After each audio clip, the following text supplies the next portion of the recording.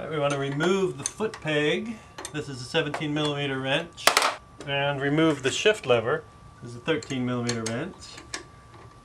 Alright, to drain the fluid, there's no drain plug. You just pop the cover off by removing this bolt, and then all the oil kind of falls out on the floor, so make sure you have a big pan there to catch it.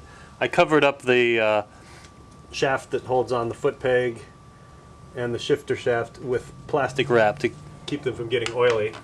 And now if you wonder why I'm changing the chain, because it looked perfectly good from a distance, you can see a crack in that roller. So some of the rollers on the chain have actually cracked and are coming apart. Remove the 3 bolts to hold the alternator on. If you're not careful here, you could damage the wires and then your alternator won't produce electricity anymore. Alright, next we remove the tension from the primary chain tensioner. Take a block of wood and wrap it in a cloth and then just stick it in here underneath the where the chain meets the clutch, and then just back this off. So the nut comes off, this giant magnet comes along with it. You can see that this key on here needs to come out before the sprocket will come off. So we just need to pry that out with a screwdriver. There it goes. Now this will slide off, the spacer. Obviously remember where it went. And then this is ready to come off too. Right now to the clutch. We want to undo these 3 bolts, each one a little bit at a time because they're on springs, so we want to undo them evenly. Start with this one. Now your clutch will want to turn while you're doing this, so you want to do it either with the transmission in gear and the brakes on, or with the piece of wood wrapped in a cloth wedged underneath the chain. This plate comes off, and you can see there are springs on there.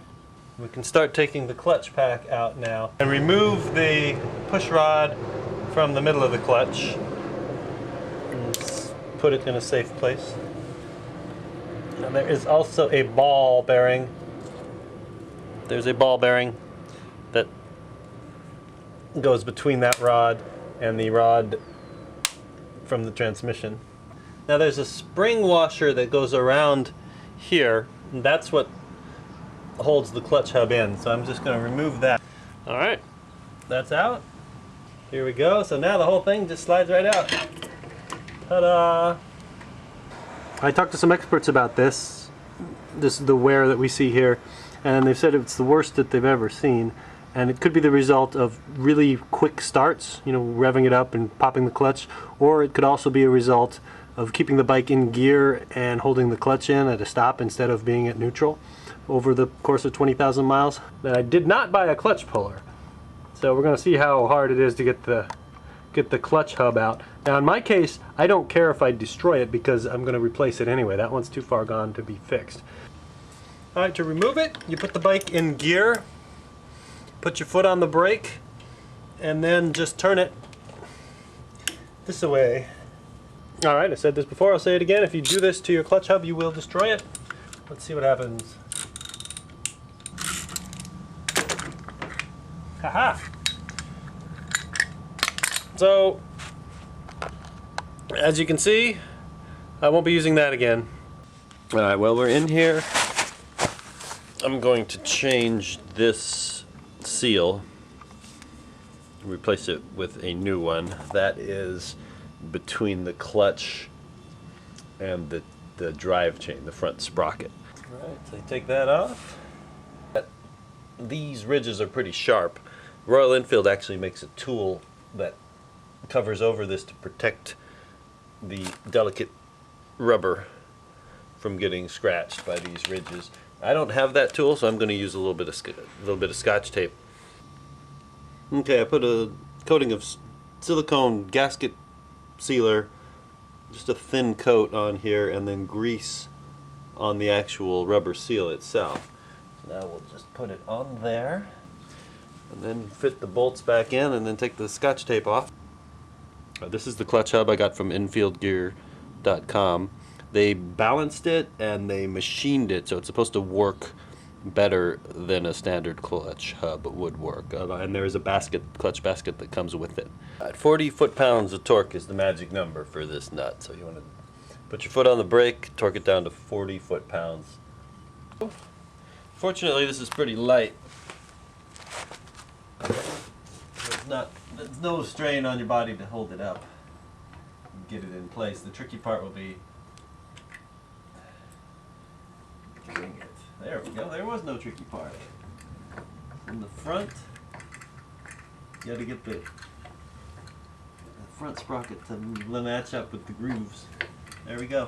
We just put this retaining ring in here. Refit the spacer and a big magnet over here. Now on the front side, there is a woodruff key. This little tiny piece that goes in here. Inside first plate, you want that ridge to be facing out towards you. So the bump is facing out towards you. Goes right in there like that. And then you go with a friction plate. There we go. So there's a flat steel plate. There's another friction plate. Flat steel plate.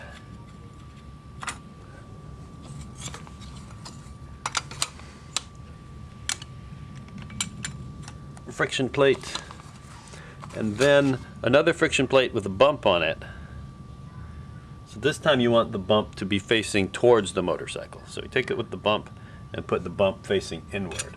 That allows it to have more room to travel in these grooves. Then the final friction plate goes on.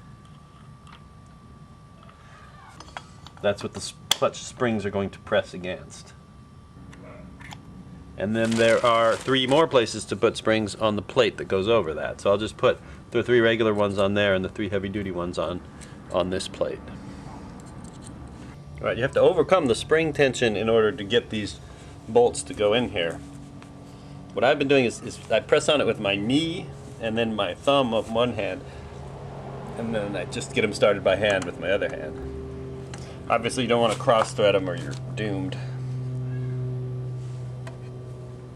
So as the first test of the clutch, I'm going to put 40 foot-pounds of torque on this front nut that we put on earlier. Remember, we couldn't torque it down because the clutch wasn't working. So now that the clutch is working, we put 40 foot-pounds of torque on this one with the engine in gear and my foot on the brake.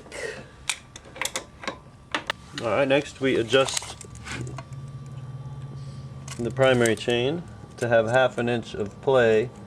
All right, a couple of points about putting the alternator back on.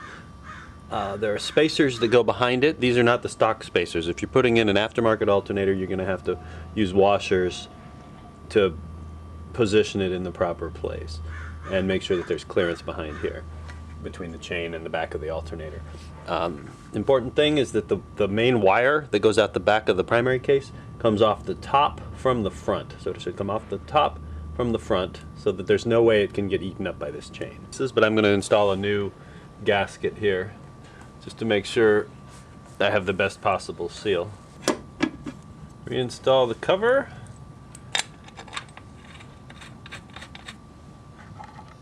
And once the cover's on, we're going to put the foot peg back on, put the shifter back on, remove this bottom screw, pour automatic transmission fluid is what I use because I don't have an electric starter. If you have an electric starter, you should use oil.